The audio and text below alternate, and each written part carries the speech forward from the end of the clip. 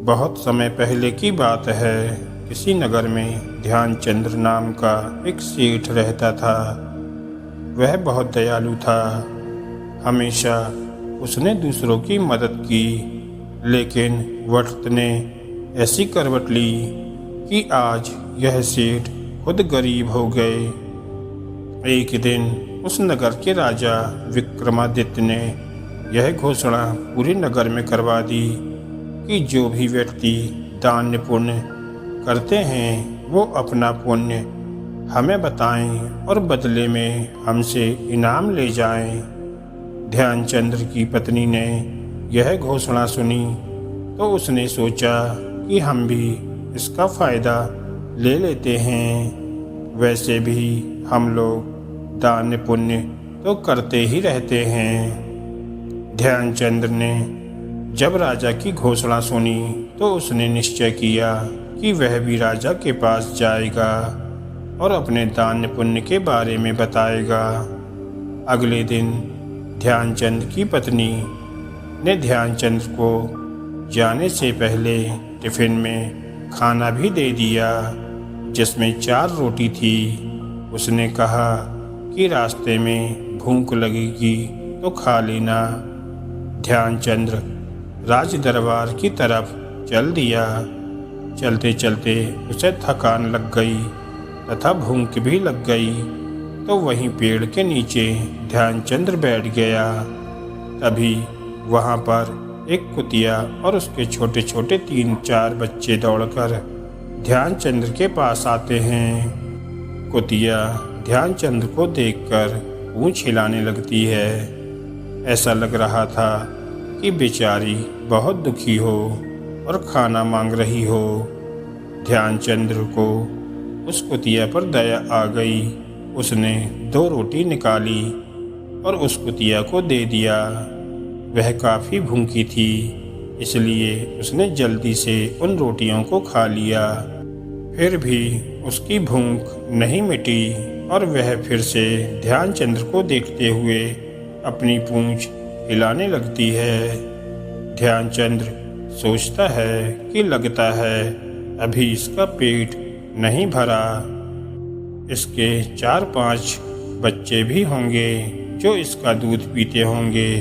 यह सोचकर ध्यानचंद्र ने बाकी बची 2 रोटियां भी उस कुतिया को दे दिया। कुतिया रोटी खाकर वहां से चली गई।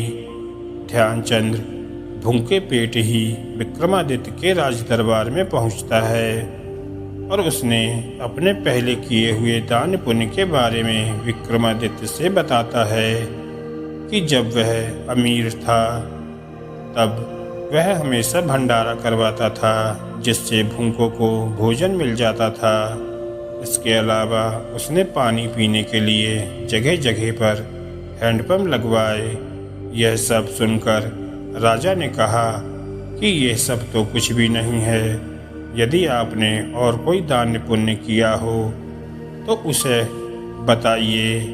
ध्यानचंद्र सोचने लगा कि इतना दान पुण्य तो गिनवा दिया जिसका इसकी नज़र में कोई मूल्य नहीं है।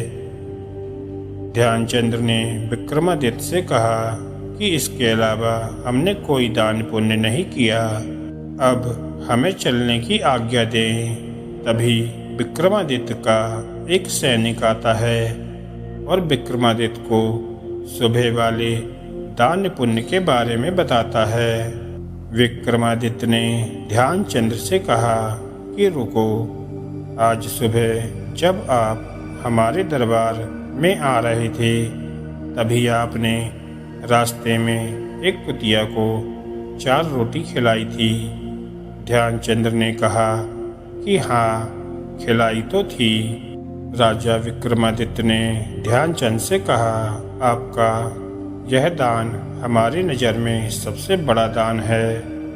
यदि इस दान की वजह से आप हमसे हमारा पूरा राज्य भी ले लें तो भी बहुत कम है। ध्यानचंद्र ने विक्रमादित्य से कहा कि हे राजन, अब मैं समझ गया कि कभी भी दान पुण्य करके उसका ढिंढोरा नहीं पीटना चाहिए। नहीं तो उसका कोई लाभ नहीं मिलता। दान पुण्य करके उसे भूल जाना चाहिए।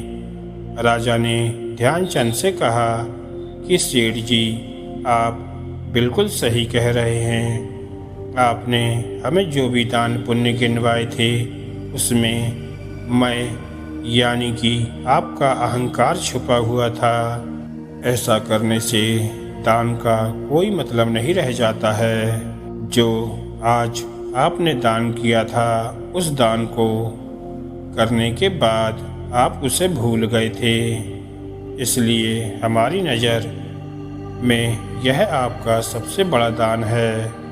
इतना कहने के बाद राजा विक्रमादित्य ने ध्यानचंद को बहुत सा धन दौलत, हीरे जवाहरात दान देकर उन्हें विदा किया। अब ध्यानचंद की गरीबी दूर हो गई।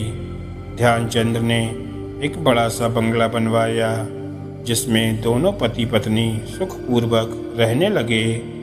ध्यानचंद पहले की तरह दान पुण्य भी करने लगा।